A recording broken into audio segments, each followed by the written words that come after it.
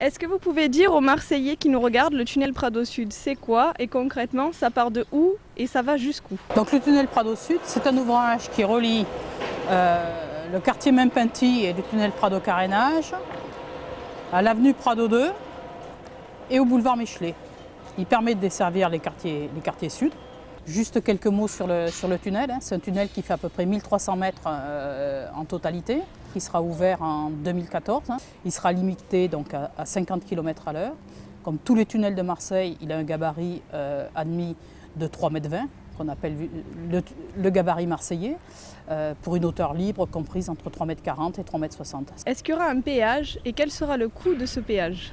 Alors il y aura effectivement un péage puisque c'est un ouvrage privé qui est fait sur une concession. Cet ouvrage, c'est une délégation de service public de la communauté urbaine vers une société privée qui est la société Prado Sud.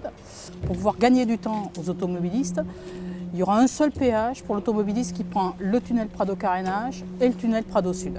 Le tarif précis du péage n'est pas encore connu, il sera connu à la mise en service début 2014, mais ça devrait être de l'ordre de 1,40 €. Justement, qui finance le chantier et combien coûte en fait ce chantier? Alors c'est un chantier de l'ordre de 200 millions d'euros. Il est financé par la société Prado Sud via des emprunts.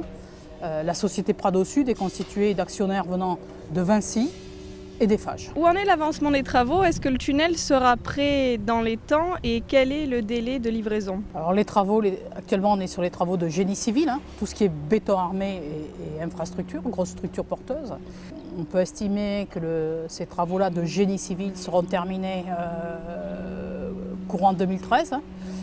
Et ensuite viendra les travaux d'équipement qui vont démarrer en juin, juillet de cette année, pour une mise en service de l'ouvrage courant 2013, plutôt début 2014. La privatisation des ouvrages d'art est de plus en plus fréquente.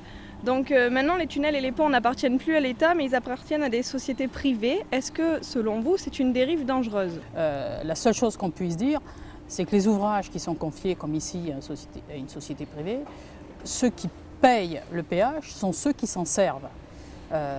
Tandis qu'un ouvrage qui est fait par l'État, que vous le preniez ou que vous ne le preniez pas, vous le payez dans vos impôts.